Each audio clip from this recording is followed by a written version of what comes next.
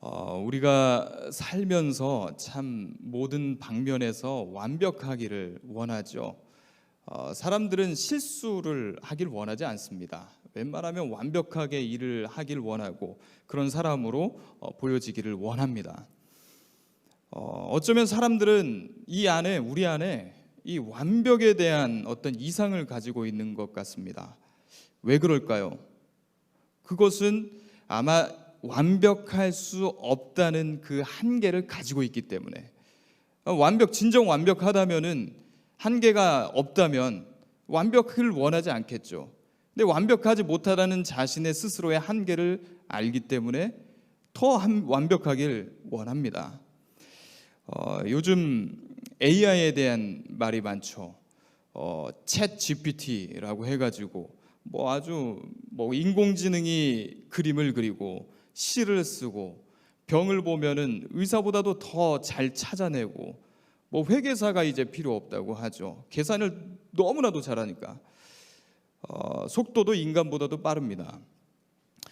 그렇게 보면은 참 이 인공지능과 인간을 대비해서 봐도 참 인간은 한없이 실수투성이고 시간도 오래 걸리고 연약한 존재 같습니다. 그런데 그런 우리들에게 하나님께서 우리를 그렇게 모르시지 않을 텐데 오늘 이 말씀에 보면 너는 내 앞에서 행하여 완전하라 라고 말씀하신다는 거죠. 오늘 본문에서 하나님은 아브라함에게 찾아오셔서 5차례 한번 세보십시오. 5차례 말씀을 하십니다. 이 5번 중에서 3번은 이전에 계속 말씀하셨던 것, 너에게 복을 주겠다는 그 복에 대한 말씀들을 약속을 하셔요. 그리고 2번은 이전에 보이지 않았었던 아브라함에게 요구하시는 말씀들이 있습니다. 여기 이 부분이 좀 다른 부분이죠. 오늘 그 부분을 좀 눈여겨서 봐볼까 합니다. 1절에서 아브라함에게 이렇게 말씀을 하시죠. 아브라함이 99세 때 여호와께서 아브라함에게 나타나서 그에게 이르시되 나는 전능한 하나님이라 너는 내 앞에서 행하여 완전하라 라고 말씀합니다. 아브라함이 99세 때 나타나셔서 하는 말씀이 뭐라고요? 완전하라. 창세기 이전에 16장을 보면 아시죠? 이스마엘이 태어난 장면입니다. 아브라함이 그때 나이가 86세였다라고 하면서 16장이 마무리가 돼요. 그러니까 이스마엘이 태어난 지 지금 몇 년이 흘렀다는 겁니까? 13년이 흘렀다는 거죠. 이스마엘 나이가 이제 13년이 된 거예요.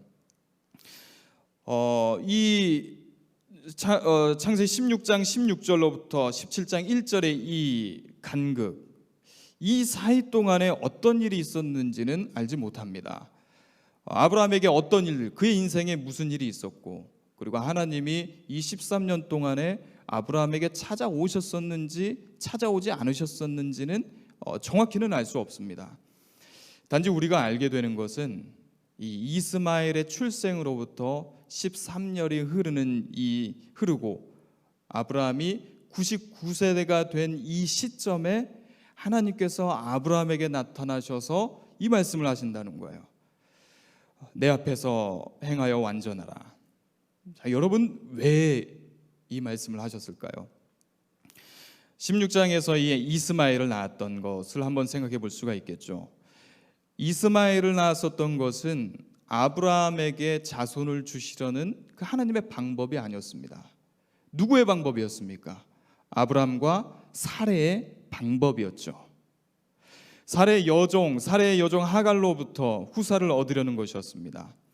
그들은 하나님의 뜻을 제대로 알지 못했습니다. 오늘 본문에서도 보면 사레에게서 아들이 태어날 것이라고 하나님께서 말씀하시는데 아브라함이 그에 대해서 어떻게 반응합니까? 16절, 17절, 18절 보면 이렇게 나오죠. 아브라함이 얼굴을 땅에 대고 엎드려 있었는데 웃으면서 혼잣말을 한 겁니다. 내가 나이가 몇 살인데, 내가 지금 100살인데, 사레는 이제 90살 됐는데 사라가 아들을 낳는다고요? 말도 안 됩니다. 이스마엘이나 하나님에게서 복받는 인생 되게 해주십시오 라고 말을 했던 것이 아브라함의 모습이었습니다. 이 아브라함의 이 반응은요, 하나님이 딱 다른 때와 다른 장에서와 달리 아브라함에게 좀 17장에선 구체적으로 이 복에 대해서 말씀을 해주시거든요. 어떻게 할 것이다. 이 구체적으로 약속을 주시고 있는 상황에서 이와 같은 반응이 나오는 거예요. 그는 하나님의 방법이 말이 안 된다고 생각을 했죠. 어떻게 그런 일이 일어날 수 있단 말인가? 하나님, 현실을 보십시오. 현실은 그게 일어날 수 없습니다. 불가능한 일입니다. 그러니 이스마엘이 복받게 해주십시오 라고 말을 하는 거죠. 우리는 이런 아브라함을 욕할 수 없습니다. 그가 기다린 시간은 갈대아 우르에서 부르심을 받은 때부터 세어보면 24년 동안 그가 기다린 겁니다. 우리도 내가 기도하고 있는데 이 기도하는 일에 대해서 응답을 받지 못할 때 어떻게 됩니까? 실망스럽고 도대체 하나님의 뜻이 무엇인지 알지 못하겠고 하나님이 듣고 계시는 게 맞는지 의심이 듭니다.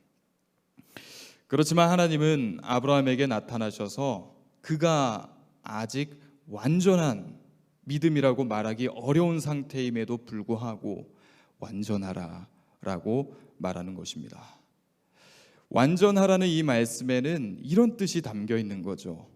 내가 나의 뜻을 잘못 알았다. 너의 방식, 세상의 방식으로 살아가는 것에서 벗어나서 나의 방식으로 살아가라는 의미가 담겨 있습니다. 너의 방식으로 살아가면서 그것도 하나의 신앙이라고 합리화시키는 것에 주의하라는 것이죠. 그렇다 보면 도대체 무엇이 신앙인지, 무엇이 완전하게 가는 것인지 헷갈릴 수도 있습니다. 그렇지만 성령께서 우리 안에 비추어 줄 때 우리가 하나님 앞에 가까이 가면 가까이 갈수록 그 자신의 생각, 나의 생각과 행동을 분별할 수가 있습니다. 자, 2절에서 하나님께서 이렇게 말씀을 하십니다. 내가 내 언약을 나와 너 사이에 두어 너를 크게 번성하게 하리니 라고 말씀합니다. 내가 내 언약을 나와 너 사이에 두기 위해서다 라고 말씀하죠. 15장에서 보면은 첫째 언약이 체결됩니다. 우리가 뒤에 나가 보면 하나님께서 아브라함에게 찾아오셔서 그와 언약을 맺어 주셔요. 근데 또 한 번 언약을 맺는다는 것은 이제 도장을 찍는 거죠. 비준하는 거죠. 이렇게 계약을 맺었으니까 이 계약은 변치 않는다라고 비준하면서 하나님께서 말씀하고 있습니다. 하나님 이전에 지금까지 아브라함을 택하시고 그와 언약을 맺었을 때 아브라함의 역할은 없었습니다. 하나님께서만 하시는 언약이었죠. 하지만 이제는 아브라함에게 언약의 당사자로서 너의 할 일을 하라 라고 하나님께서 요구하시는 장면이라고 볼 수가 있는 거죠. 보십시오. 하나님께서 아브라함에게 뭔가를 요구하시는 것은 오늘 이 17장이 처음 나오는 거예요. 그 전에 12장에서 아브라함을 부르시고 계속 그의 모든 인생사에 돌아왔었던 하나님께서 그에게 해주신 것은 처음에만 내가 너에게 지시할 땅으로 가라 라고 말씀하셨지, 그 이후부터는 계속 그를 도와주셨어요. 사라가 애굽으로 내려갔을 때, 사례를 빼앗길 위협에 있을 때 하나님께서 그 사례를 빼앗기지 않게 해주시고, 또 롯이, 그의 조카 롯이 잡혀갔을 때 그 롯을 구출하게 해주시고 그로 인해 보복당하지 않게 해주셨습니다. 아브라함은 그런 하나님을 믿었죠. 그래서 하나님이 이 아브라함의 이 믿음을 보고 그를 의롭다라고 여겨주셨습니다. 의롭다고 인정을 해주셨죠. 자, 그런데 이제는 새로운 단계로 나갈 것을 말씀하십니다. 진도를 좀 빼자라는 거죠. 여겨주시는 것을 지나서 이제는 그에게 완전하기를 요구하시는 겁니다. 왜 그럴까요? 때가 이르렀거든요. 아브라함이 99세입니다. 이제 1년 후면은 이삭을 낳죠. 우리는 그 사실을 알고 하나님도 알고 계십니다. 아브라함은 알지 못했었죠. 그렇지만 하나님은 그때를 아시고 아브라함으로부터 하나님의 이 역사를 이루어질 시간을 준비하는 것입니다. 이제부터는 아브라함이 언약의 당사자로 하나님과 함께 언약을 맺는 상대로서 너희가 할 일을 할 것을 말씀하십니다. 우리가 신앙생활을 시작하는 것도 이와 같습니다. 처음 우리가 택하심을 받았을 때, 하나님을 믿게 될 때, 하나님의 사랑을 깨닫게 된 그 열정이 불타올랐을 때 어떻습니까? 하나님의 은혜가 너무나도 깊게 느껴지죠. 그래서 뭔가 기도를 하면은 마치 즉각 응답되는 것 같기도 합니다. 모든 어려움들이 바로바로 기도하면 바로 즉각 응답받고 삶 속에서 하나님의 내 가까이 계심이 너무나도 잘 느껴지죠. 문제들이 술술 풀리는 것 같습니다. 그런데 여러분, 그것이 계속됩니까? 어느 순간부터 원하는 대로 되지가 않죠. 영적으로 곤고해집니다. 자, 그런데 신앙은 바로 이때 더 성숙해진다는 것을 알게 됩니다. 하나님은 우리의 신앙이 영원히 이 유아적인 신앙에 있기를 원하지 않습니다. 좀 더 가까워지길 원하시죠. 우리가 좀 더 하나님을 알아가고 하나님의 뜻이 무엇인지를 분별해가고 이해하기를 원하십니다. 그 뜻이 완전하라라는 말에 들어 있습니다. 완전해라. 참 부담스러운 말이 아닐 수 없습니다. 이 완전하라라는 것은 히브리어로 타밈이라는 단어입니다. 성경에서 이 타밈이라는 단어가 쓰일 때 언제 쓰이냐면 하나님께 이 제물을 바칠 때, 레위기에 보면은 제사법에 대해서 나오죠. 제물을 바칠 때 동물에 대해서 쓸 때 뭐라고 합니까?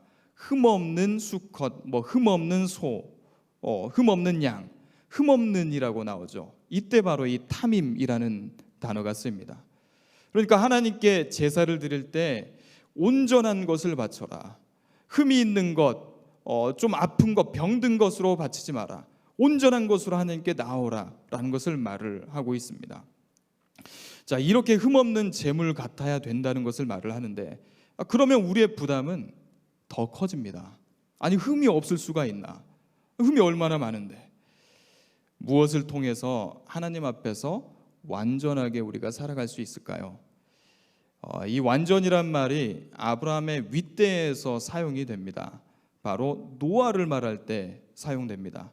노아는 당대의 완전한 자다라고 말씀을 하죠. 자, 창세기 6장 9절에 이것이 노아의 족본이라. 노아는 의인이요 당대의 완전한 자라. 그는 하나님과 동행하였으며 라고 말을 합니다. 당대의 완전한 자. 자, 그런데 이 완전한 자라고 말하기 전에 당대라는 말이 있죠. 그 세대, 노아가 있었던 그 세대를 당대겠죠. 그러니까 노아가 살던 시대의 의인이, 노아는 그가 살던 시대의 의인이고, 그러므로 완전한 자라는 것은 어떤 절대적인 기준이 아니라 그가 살았던 그 시대의 상황과 관련되어 있음을 보여주는 거죠. 노아가 살았던 시대가 어떤 시대였습니까? 사람의 죄악이 세상에 가득한 시대였죠. 사람이 생각하는 것들, 계획하는 것들이 악한 세대였습니다. 예수님께서 복음서에서 인자가 오실 때를 비유로 말씀하시면서 이 노아의 때를 비유로 말씀하십니다. 이렇게 말씀하세요. 홍수전에 노아가 방주에 들어가던 날까지 사람들이 먹고 마시고 장가들고 시집가고 있으면서 홍수가 나서 그들을 다 멸하기까지 깨닫지 못하였으나 라고 말을 합니다. 예수님께서 노아의 시대를 어떻게 평하고 계십니까? 방주에 들어가던 그때까지 먹고 마시고 장가가고 시집가는 홍수의 심판이 목전에 다다르기까지 알지 못했다는 겁니다. 과학자들이 우리 지구의 멸망의 시간을 과학자들이 시계로 말을 하죠. 지금 99초 남았다고 합니다. 망가진 지구를 돌이키기에 골든 타임이 있는데, 그 시간이 골든 타임이 지나면은 지구는, 우리가 아무리 인간들이 노력을 해도 이 지구는 멸망으로 치닫는다는 거예요. 이제 99초 더 가면은 안 된다는 거죠. 그러한 마치 이 홍수의 심판이 있을 때 그 당시 사람들이 골든 타임을 지나고 멸망하는 그때까지 알지 못했다라고 나오고 있는 거죠. 그러한 시대에 노아가 무엇을 했습니까? 방주를 만들었죠. 몇 년간 만들었습니까? 120년 동안 만들었습니다. 그러기에 노아를 일컬어 당대의 완전한 자라고 말하는 것은 사람들이 자기만 알고 자기의 만족만을 추구하는 시대에 그는 하나님께서 명령하신 딱 한 가지, 방주를 만들어라, 이 한마디를 지키기 위해 120년 동안 순종하여 방주를 지었다는 겁니다. 즉 노아가 당대에 완전한 것은 하나님의 말씀에 순종하고 있기 때문이라는 것이죠. 하나님께서 지금 이 아브라함에게 이스마엘이 태어나고 13년이 흐르고 난 후에 너는 내 앞에서 행하여 완전하라 라고 말씀하시는 것은 너는 흠없는 사람이 되어라, 도덕적으로 정결하고 바르고 열심을 다하여 기도하고 신앙적으로 살아가는 완전한 삶을 지금 살아가라 라고 외면적으로 보이는 종교적 행동을 말하기 전에 너 안에서부터 너의 몸과 마음이 온전히 하나님의 말씀에 순종하는 삶을 살아가라 라는 의미에서 완전하라 라고 말씀을 담겨 있습니다. 그렇기 때문에 우리가 하나님 앞에 완전하게 행하는 것은 무슨 말이 됩니까? 그분의 음성을 듣고 하나님의 명령과 하나님의 말씀을 따라가는 것, 그게 완전하게 되는 것이죠. 즉 우리가 완전함에 이르게 되는 길은 순종함에 있습니다. 자, 그러면 이 순종은 어떻게 됩니까? 무엇이 순종입니까? 순종할 수 없을 때, 순종하기 어려운 상태에 있을 때 순종하는 것이 진정 참 순종이라고 볼 수가 있겠죠. 하나님은 엘리야에게 사르밧 과부에게 보내셨었습니다. 참 지쳐 있는 그 엘리야. 그런데 그 엘리야에게 보낸 것은 세상에 권세 있는 사람들에게 보낸 것도 아니고 능력이 있어서 그를 도와줄 수 있는 사람에게 보낸 것도 아니었고 사르밧의 한 과부에게 보내셨습니다. 그 사르밧 과부는 어떤 상태에 있었습니까? 먹을 것이 없어서 이제 하나님께서 도와주시지 않으면 내가 이 남아있는 이것으로 내 아들과 나와 먹고 죽을 것이다 라고 하면서 내일 끝나는 인생, 내일이 없는 인생을 살아가는 과부였습니다. 그런데 그 엘리야가 그 사르밧 과부에게 그것을 나에게 주어 먹게 해 주십시오 라고 말을 하죠. 여호와께서 땅에 비를 내리는 그날까지 이 통의 밀가루가 떨어지지 않겠고 병의 기름이 마르지 않을 것이라 말씀하셨소 라고 하면서 과부에게 그것을 요청을 합니다. 가난한 이 과부는 전 재산인 그 두 렙돈을 드린 그 여인처럼 사르밧 과부는 자신의 이 마지막 음식을 엘리야에게 주면서 엘리야를 섬겼습니다. 그러자 과부는 그 이후에 날마다 채우시는 그 하나님의 은혜를 경험하게 되었죠. 우리가 하나님께 드릴 것은 제사가 아니라 순종입니다. 모든 능력은 하나님께 있으나 순종은 우리가 하는 것이죠. 밀턴이 시력을 잃기 전에 40세 중반에 쓴 것으로 보이는 시가 하나 있습니다. 우리 함께 스크린을 보면서 그 글을 한번 보시죠. 그가 이렇게 시를 썼습니다. 이 어둡고 넓은 세상에서 채 반생도 살기 전에 내 빛이 다 소모된 것을 생각할 때 숨겨두면 죽음일 한 달란트가 내 안에 쓸모없이 쟁여져 있음을 생각할 때 하나님께서는 빛을 잃은 자에게도 이 날의 노동을 요구하시는가 허황된 질문이 떠오른다. 그러나 인내심은 그런 넋두리를 막고자 얼른 대답한다. 하나님께서 원하시는 것은 사람의 일이나 재능이 아니다. 그의 가벼운 멍에를 잘 매는 자가 가장 잘 섬기는 것이다. 그가 왕으로 다스리는 나라에서는 수천이 그의 명령에 내달리며 땅과 바다 위를 쉼없이 오간다. 그저 고요히 기다리는 것도 하나님을 섬기는 일이다. 그저 고요히 기다리는 것도 하나님을 섬기는 일이다. 40세가 되어 그 첫 줄에 이렇게 말을 했었죠. 이 어둡고 넓은 세상에서 채 반생도 살기 전에 내 빛이 다 소모된 생각할 때, 눈먼 자의 눈이 멀기 시작하는 그 순간에 피해가 있습니다. 눈머니에게 세상은 얼마나 어둡습니까? 채 반생도 살지 못했는데 그 아픔이 자신에게 다가오는 거죠. 그래서 이 밀턴은 이 달란트 비유를 생각하면서 눈먼 사람에게도 똑같은 기준을 적용한다면 얼마나 낙심되겠습니까? 라고 허황된 질문을 했다고 고백을 하죠. 그러면서 그러지만 이 넋두리를 넘기고 이제 용기를 내서 하나님께 이렇게 말을 합니다. 이렇게 고백하죠. 하나님께서 원하시는 것은 업적이나 성과가 아니라 하나님에 대한 순종이라고, 눈먼 자신의 처지로서는 그저 고요히 기다리는 것도 하나님을 섬기는 일이다 라고 고백하고 있습니다.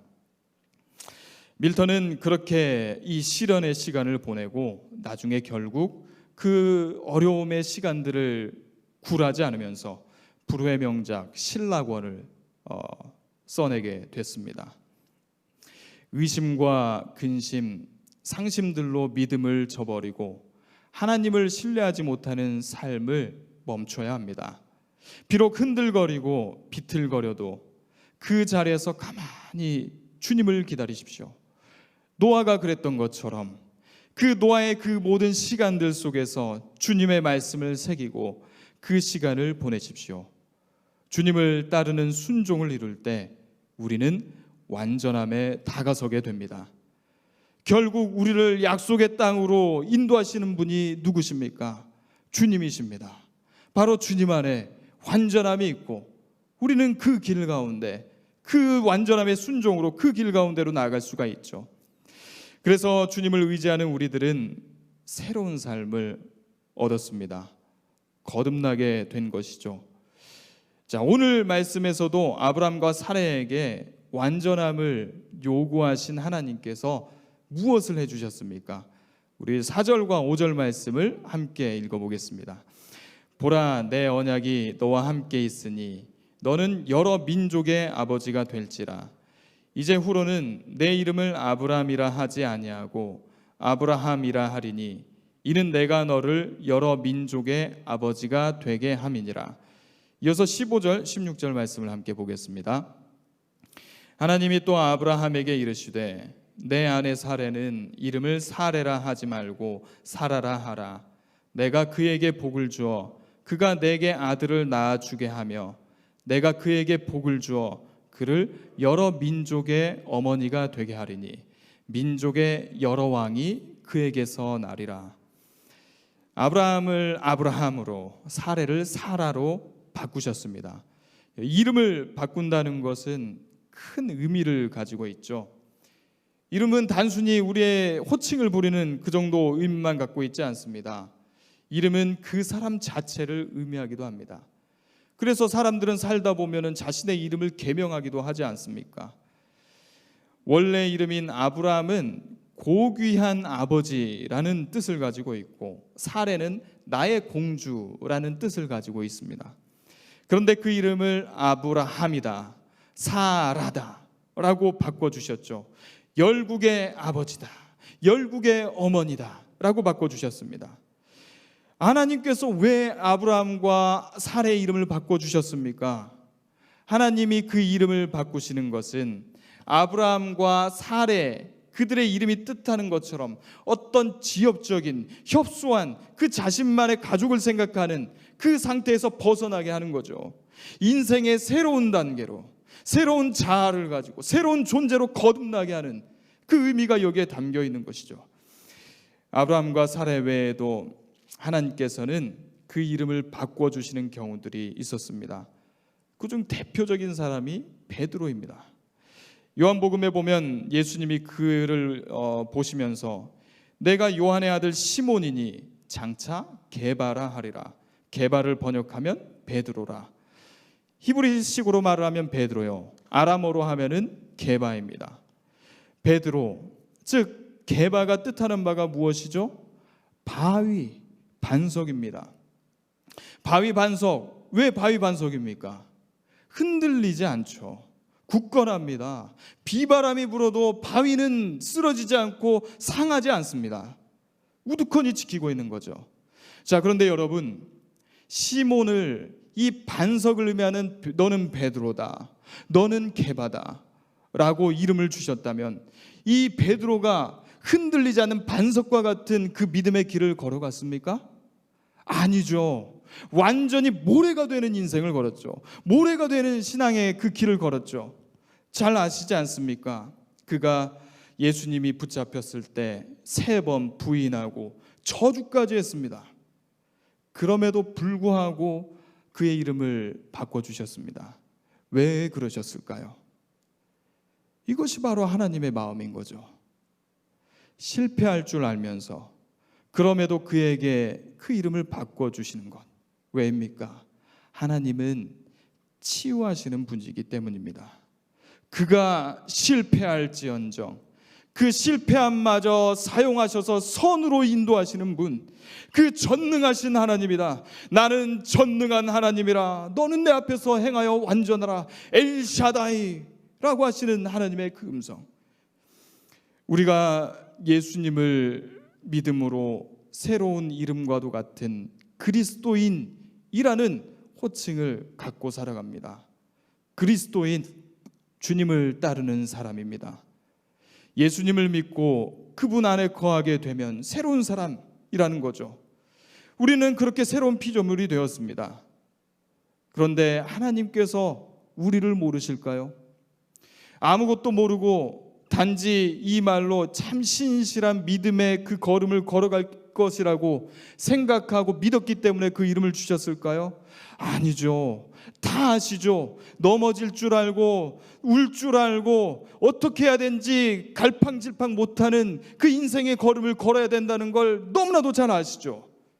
그럼에도 불구하고 주님은 이 베드로를 믿어주셨던 것처럼, 베드로를 나중에 그를 치유해 주셨던 것처럼, 너가 비록 넘어질지라도 그 넘어짐 속에서 다시 한번 일으켜 주시는 그 주님의 은혜를 내가 너에게 주겠다라고 하면서 우리에게 새로운 이름, 그리스도인이라는 이 이름을 주셨습니다. 다윗은 이렇게 고백합니다. 주는 나의 반석과 산성이시니. 이 다윗의 찬양과 고백이 우리의 찬양과 고백, 우리의 영혼의 고백이 되길 원합니다. 다윗은 시편 40장 1절 2절에서 이렇게 표현합니다. 내가 여호와를 기다리고 기다렸더니 귀를 기울이사 나의 부르짖음을 들으셨도다. 나를 기가 막힐 웅덩이와 수렁에서 끌어올리시고 나의 발을 반석 위에 두사 내 걸음을 견고하게 하셨도다. 하나님이 누구십니까? 기가 막힐 삶의 지경, 수렁 같은 그 삶의 지경, 나를 삼켜버릴 것 같은 그 삶의 형편에서 끄집어내어 반석 위에 두시는 분입니다. 우리의 삶에는 곳곳에 웅덩이와 수렁이 질비합니다. 얼마나 넘어지셨습니까? 얼마나 그 수렁에서 허우적거렸습니까? 그러나 하나님께서는 그곳에서부터 우리를 끌어올리시고 흔들리지 않고 굳세고 어떤 풍파에도 완전한 반석 위에 두셨습니다. 왜냐하면 하나님께서 그 반석이 되어주셨으니까요. 그러니 여러분, 우리 삶의 속도를 늦추고 나의 보폭을 조금 늦추고 하나님의 보폭에 우리의 보폭을 맞추며 살아가길 원합니다. 모든 것을 내가 결정하고 내 뜻에 맞춰서 내가 정한 시간에 맞춰서 내 인생을 살아가려고 하는 것이 아니라 그 속도를 하나님의 속도에 맞춰서 살아가길 원합니다. 주변의 무수한 말들과 소음으로부터 떨어져 보십시오. 세상은 끊임없이 우리에게 속삭입니다. 조급하게 만듭니다. 빨리 이루어야 되고 많은 것을 해야 된다고 속삭이죠. 그래야 인생에서 더 많은 것을 얻을 수 있을 거라고 말을 합니다. 하지만 우리가 주님의 보폭에 나의 보폭을 맞추게 되었을 때 주님께서 우리에게 예비하신 그 모든 것을 누릴 수가 있습니다. 그렇게 주님과 함께하게 되었을 때, 주님의 속도에 나를 맞추게 되었을 때 우리는 불안함을 벗어날 수가 있습니다. 걱정이 줄어들게 됩니다. 문제가 없어졌기 때문이 아닙니다. 단지 우리의 유익을 원하시는 분, 우리를 보호해 주신 분이 계시다는 것을 나의 모든 생활 전반에서 인지하면서 살아갈 수 있기 때문에, 그분의 존재가 나를 인도하고 계시다는 것 때문에 걱정을 덜 수가 있습니다. 새롭게 거듭나 살아가는 이 삶의 기쁨을 간직하시고 힘들 때가 있더라도 고요히 주님을 기다리며 그 말씀을 따르는 순종으로 완전함에 다가가는 저와 여러분이 되기를 소망합니다.